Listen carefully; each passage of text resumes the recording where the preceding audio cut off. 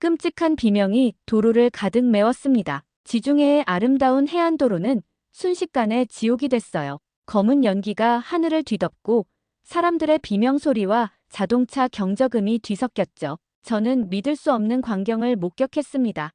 연쇄 충돌로 불길 속에서 차들이 폭발하는 가운데 딱 한 대의 차에서만 기적적으로 사람들이 걸어 나왔어요. 그런데 그 차가 프랑스 차도 독일 차도 아니었습니다.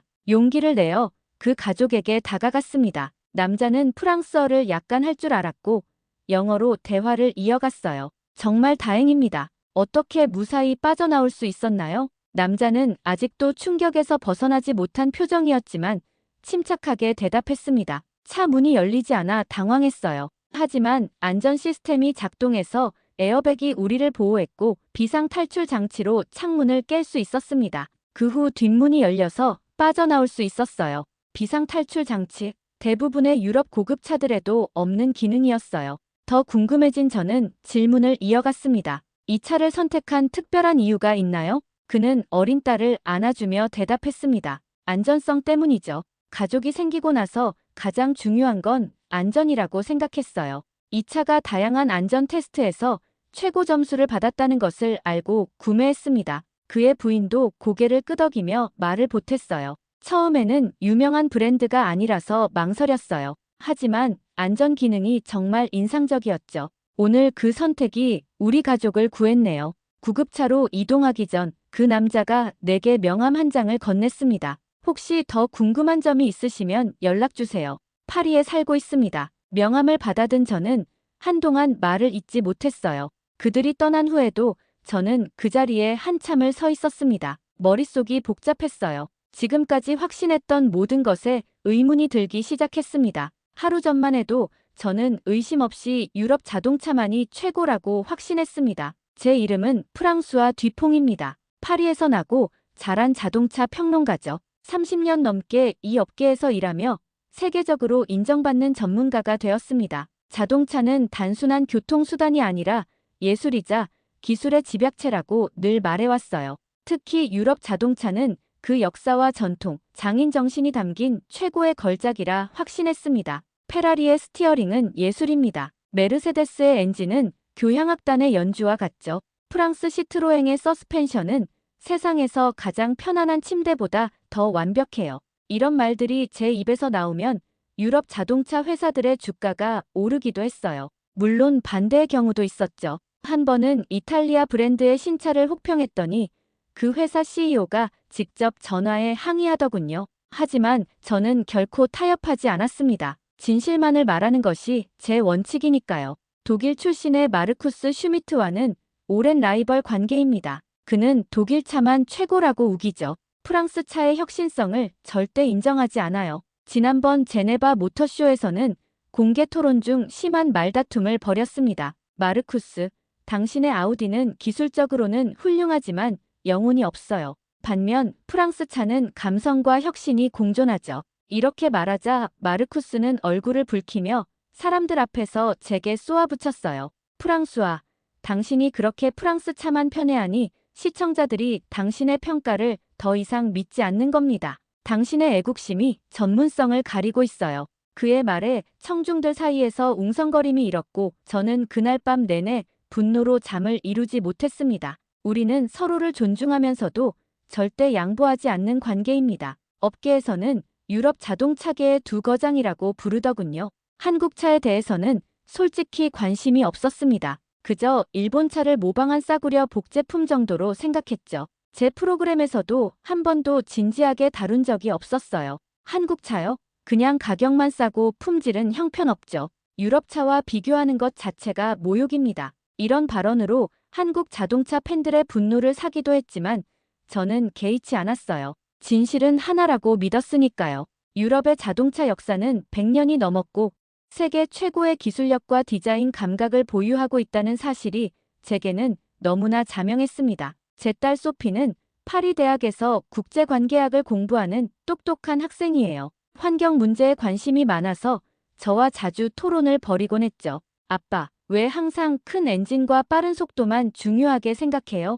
이제는 친환경과 안전이 더 중요한 시대예요. 소피의 말에 저는 웃으며 고개를 저었습니다. 젊은이들은 아직 진짜 자동차의 매력을 이해하지 못한다고 생각했거든요. 나이가 들면 자연스럽게 유럽 자동차의 우수성을 깨닫게 될 거라 확신했습니다. 그러던 어느 날 프랑스 남부 니스로 출장을 떠나게 됐어요. 독일의 프리미엄 브랜드가 새로운 스포츠카를 출시했고 지중해 연안의 아름다운 도로에서 시승회를 연다는 소식을 들었죠. 이 취재가 제 인생을 완전히 바꿔놓을 거라고는 상상도 못했습니다. 니스에 도착한 날은 화창한 5월의 어느 날이었습니다. 푸른 지중해가 눈부시게 빛나고 해안을 따라 늘어선 야자수들이 살랑거리는 훌륭한 날씨였죠. 호텔에 짐을 풀고 바로 시승회 장소로 향했습니다. 새로운 모델은 기대 이상이었어요.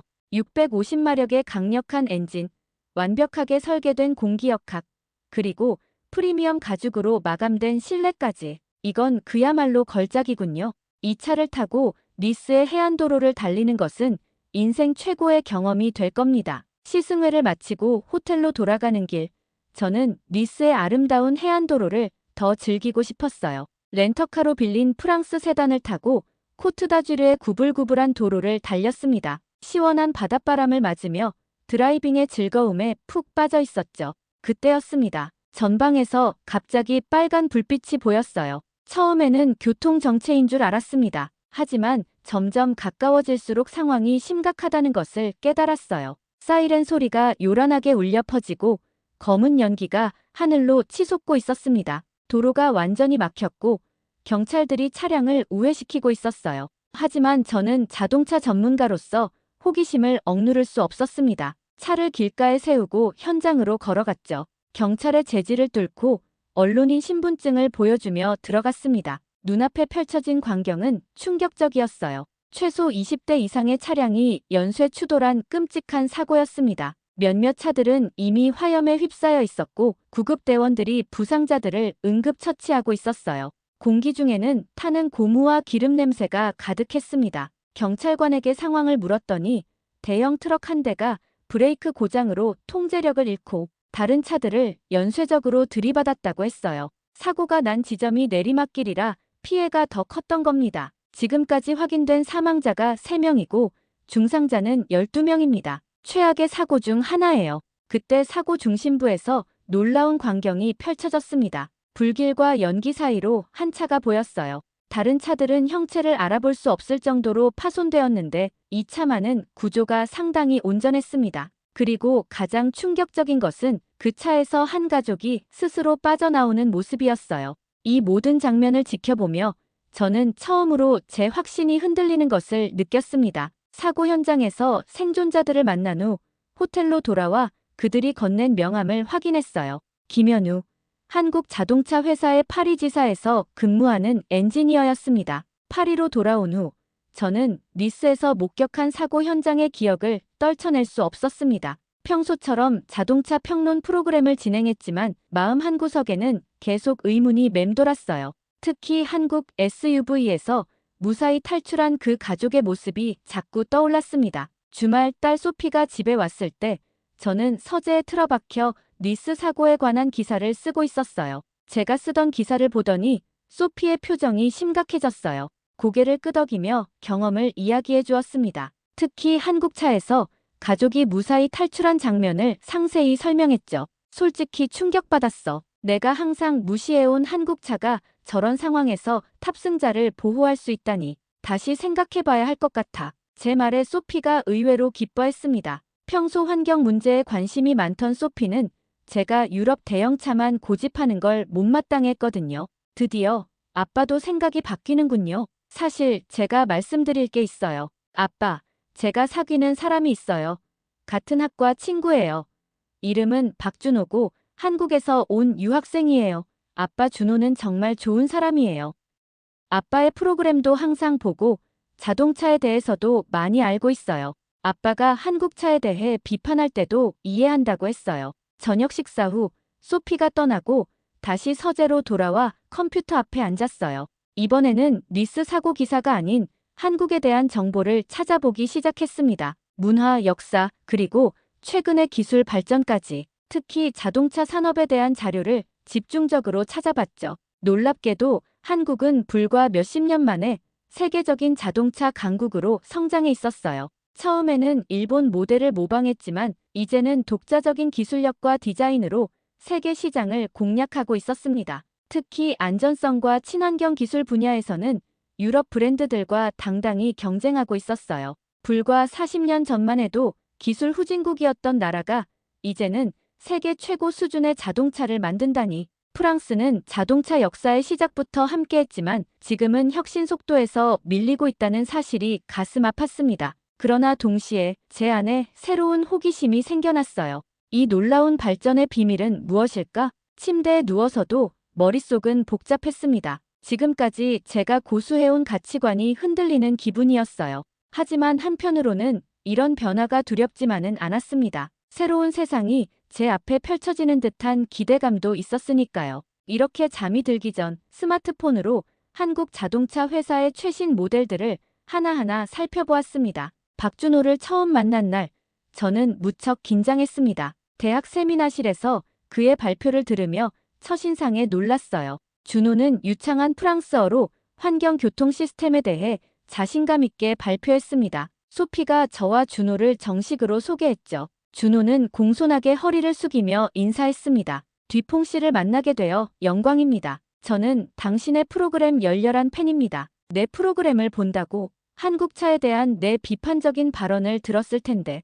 준호는 미소를 지으며 대답했어요. 물론 들었습니다. 하지만 비판은 발전의 원동력이 되기도 하죠. 저희 나라 자동차 산업이 더 좋아지려면 외부의 냉정한 시각도 필요합니다. 그의 성숙한 태도에 저는 감동했어요. 이날 대화를 계기로 김현우 엔지니어와 연락하기로 마음먹었습니다. 김현우와의 만남은 예상보다 훨씬 유익했습니다. 그는 니스 사고 경험을 들은 후 파리 외곽에 위치한 한국자동차연구소로 저를 초대했어요. 그곳에서 본 것들은 제 생각을 완전히 바꿔놓았습니다. 뒤퐁 씨, 우리 차량이 그런 극한 상황에서 당신의 눈에 띈 것은 우연이 아닙니다. 20년 넘게 안전을 최우선으로 연구해온 결과죠. 김현우는 대형 실험실로 안내했어요. 다양한 충돌 테스트가 진행 중이었습니다. 차량이 여러 각도에서 장애물과 충돌하는 장면을 초고속 카메라로 촬영하고 분석하는 과정이 진행되고 있었죠. 유럽과 미국의 안전 기준은 이미 오래전에 통과했습니다. 하지만 우리는 거기서 멈추지 않았어요. 실제 도로에서 발생하는 다양한 사고 패턴을 연구해 자체적인 테스트를 개발했죠. 그는 다중 충돌 시나리오를 보여주었어요. 실제 사고는 대부분 한 번의 충격으로 끝나지 않고 연쇄적인 충돌이 발생한다는 겁니다. 그래서 첫 번째 충격 후에도 안전 시스템이 계속 작동하도록 설계했다고 합니다. 연구소의 가장 충격적인 장면은 두 차량의 비교 충돌 테스트였어요. 같은 조건에서 고급 유럽 세단과 한국 SUV가 충돌하는 모습을 슬로우 모션으로 보여주었습니다. 여기서 주목할 점은 충돌 후 5분간의 상황입니다. 비디오에서 유럽차는 충격을 잘 흡수했지만 몇 분 후 엔진룸에서 화재가 시작되었고 승객석까지 번졌어요. 반면 한국차는 스마트 소화 시스템이 작동해 초기 화재를 진압했고 비상 출구 시스템이 작동했습니다. 차는 포기할 수 있어도 사람의 생명은 포기할 수 없습니다. 이 말이 제 가슴에 깊이 와닿았어요. 그들의 설계 철학은 분명했습니다. 충돌 시 차체 일부는 의도적으로 파손되게 설계해 충격을 흡수하고 승객 공간은 최대한 보호한다는 것이었습니다. 저희는 스마트 세이프티존 개념을 적용했습니다. 충돌 시 에너지를 흡수하는 구역과 절대 변형되지 않아야 하는 생존 구역을 명확히 구분했죠. 연구소를 돌아보며 다양한 안전 기술을 직접 체험했어요. 특히 인상적이었던 것은 스마트 탈출 시스템이었습니다. 사고로 차량이 침수되거나 화재가 발생했을 때 자동으로 작동하는 비상 탈출 장치였죠. 그는 한국이 자동차 기술에서 빠르게 성장할 수 있었던 이유를 설명했습니다. 우리는 후발주자였기 때문에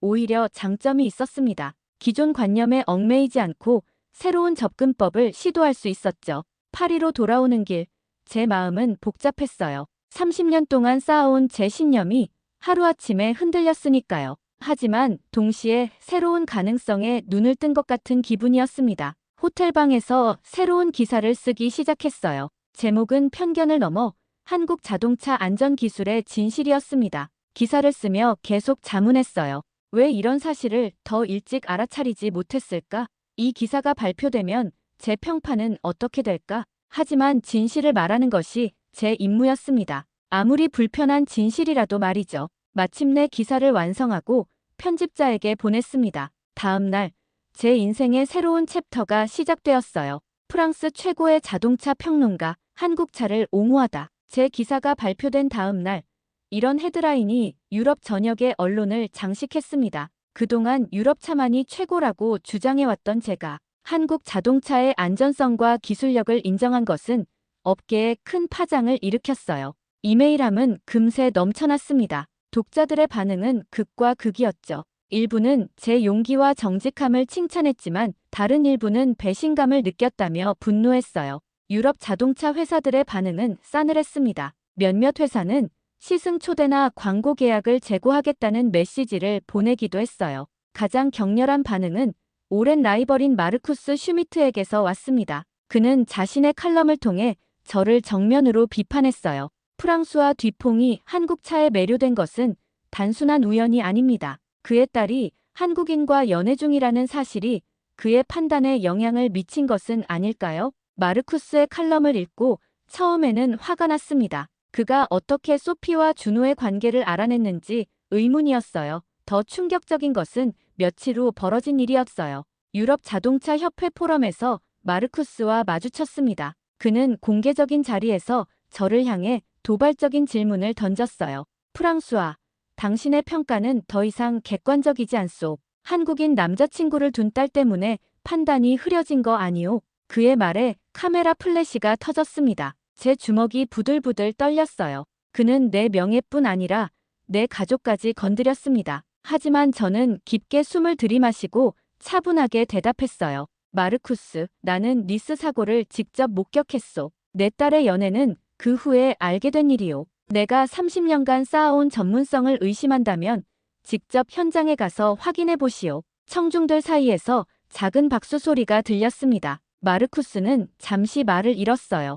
제가 냉정하게 사실만 말하자 더 이상 공격할 근거를 잃었던 겁니다. 이런 논쟁에도 불구하고 저는 계속해서 한국 자동차 기술에 대한 연구를 이어갔습니다. 특히 안전기술 분야에서의 혁신에 초점을 맞췄어요. 제 프로그램에서도 특집 시리즈로 자동차 안전의 새로운 패러다임을 방송했습니다. 놀랍게도 시청률이 평소보다 30% 이상 증가했어요. 시청자들은 논쟁적인 주제에 관심을 보였고 많은 이들이 저의 솔직함을 높이 평가했습니다. 저는 30년 동안 자동차를 평가해왔지만 진정한 안전성은 실험실이 아닌 실제 사고 현장에서 검증됩니다. 니스의 그 참혹한 사고에서 한국 SUV가 탑승자들을 보호한 것은 부정할 수 없는 사실입니다. 물론 모든 한국차가 우수하다고 주장하지는 않았어요. 다만 그동안 제가 가졌던 편견을 인정하고 객관적인 사실에 기반해 평가해야 한다는 점을 강조했습니다.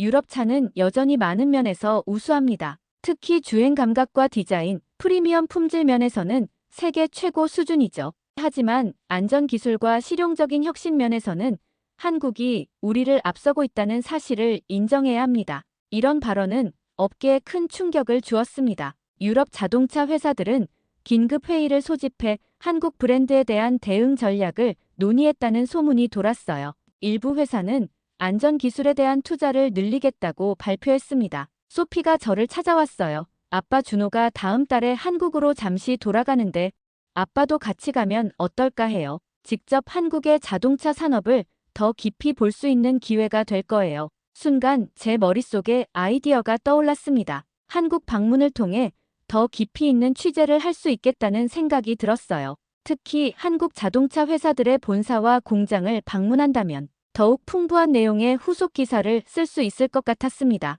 좋은 생각이구나. 나도 한번 가볼 생각이었어. 그럼 준호에게 도움을 좀 요청해볼까? 이렇게 해서 저의 한국 방문이 결정되었습니다. 하지만 그 전에 더 큰 사건이 발생했어요. 독일 아우토반에서 또 다른 대형 사고가 일어난 것입니다. 그리고 그 사고는 제가 주장해온 내용을 더욱 강력하게 뒷받침하게 되었죠. 독일 아우토반에서 발생한 대형 사고는 니스의 사고와 놀랍도록 유사했습니다. 고속으로 달리던 대형 트럭이 통제력을 잃고 여러 차량을 들이받은 사고였어요. 차이점이 있다면 이번에는 고급 독일 세단이 직접적인 충격을 받았다는 점입니다. 사고 소식을 듣자마자 저는 현장으로 달려갔습니다. 마르쿠스 슈미트도 이미 그곳에 도착해 있었어요. 우리는 서로 잠시 불편한 시선을 교환했지만 곧 직업적 호기심으로 사고 현장을 조사하기 시작했습니다. 경찰 조사에 따르면 트럭의 정면으로 충돌한 독일 세단에 타고 있던 4인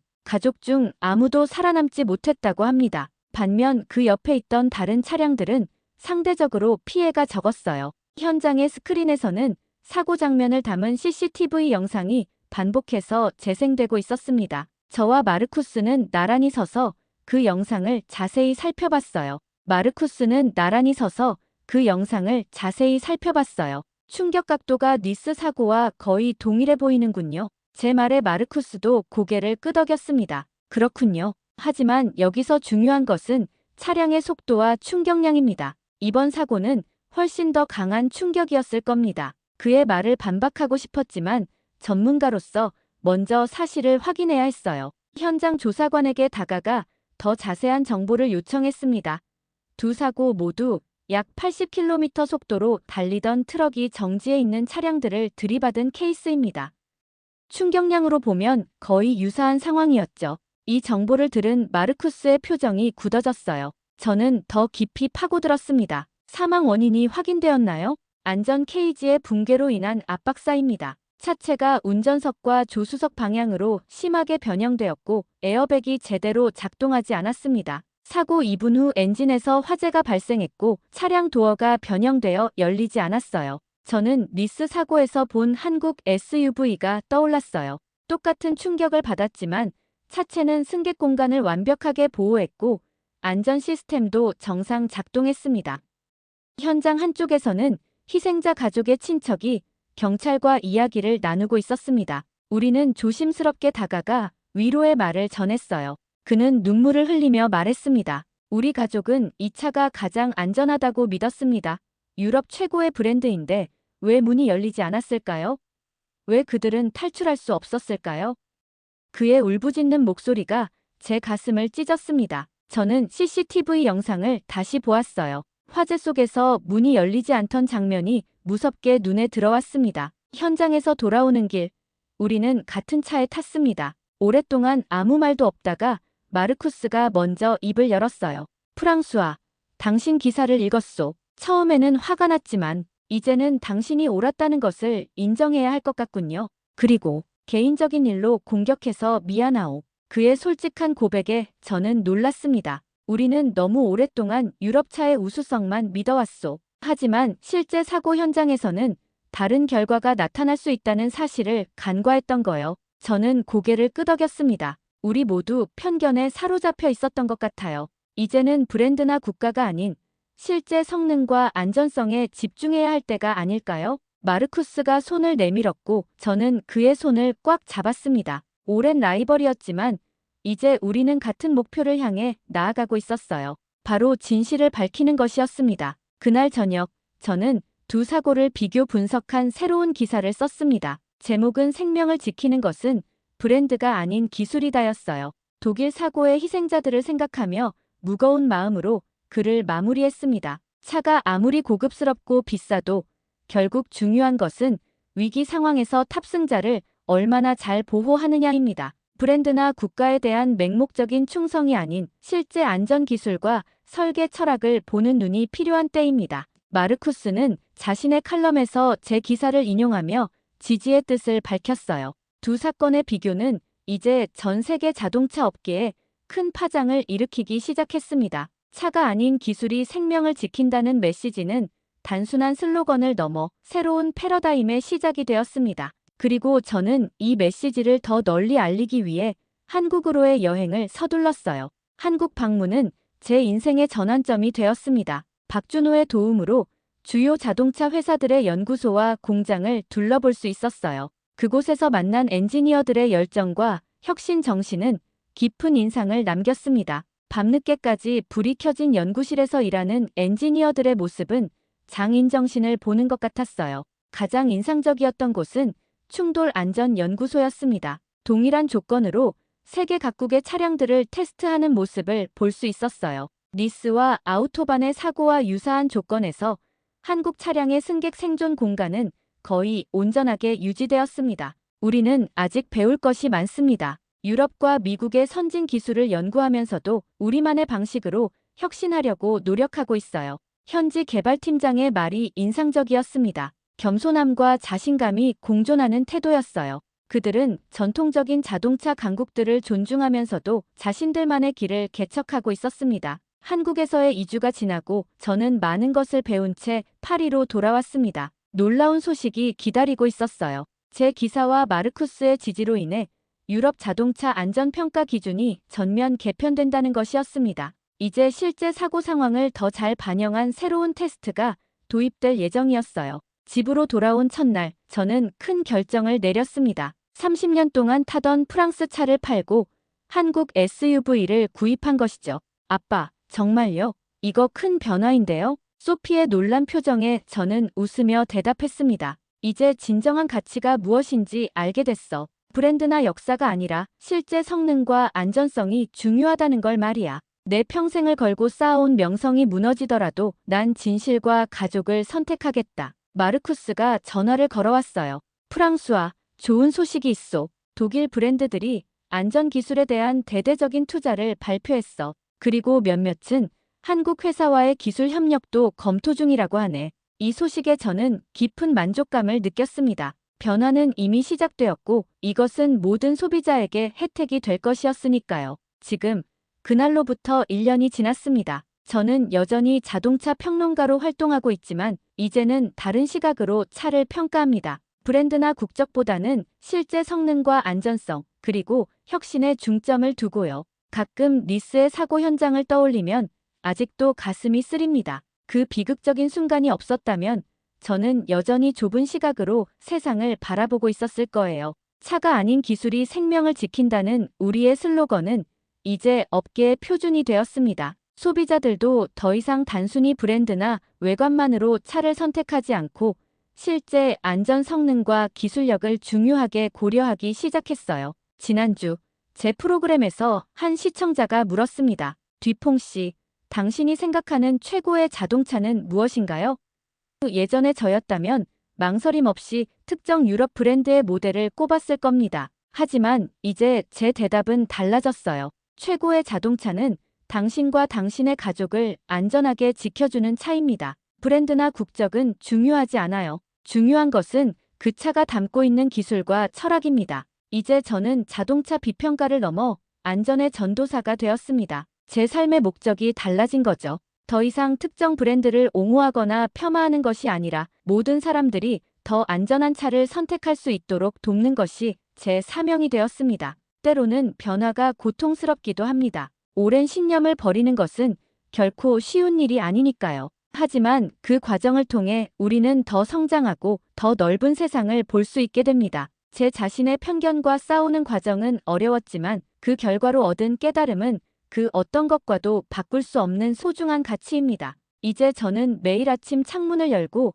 새로운 하루를 맞이합니다. 그리고 주차장에 서 있는 한국 SUV를 바라보며 생각해요. 오늘은 또 어떤 새로운 것을 배우게 될까? 자동차는 단순한 이동 수단이 아닙니다. 그것은 우리의 삶과 문화, 그리고 기술의 진보를 반영하는 거울이죠. 그리고 저는 이제 그 거울에 비친 세상을 더 넓은 시각으로 바라볼 수 있게 되었습니다. 앞으로도 저는 계속해서 진실만을 추구할 것입니다. 그것이 때로는 불편하고 도전적일지라도 궁극적으로는 모두에게 더 나은 미래를 가져다 줄 것이라 믿기 때문입니다. 변화는 두렵지만 그 두려움을 넘어설 때 우리는 진정한 성장을 경험합니다. 제 이야기가 누군가에게 작은 용기가 되길 바랍니다. 편견을 버리고 새로운 가능성을 받아들이는 용기 말이죠. 결국 우리 모두는 같은 길 위에 있는 여행자일 뿐입니다. 여러분은 아직도 브랜드만 보고 자동차를 선택하시나요?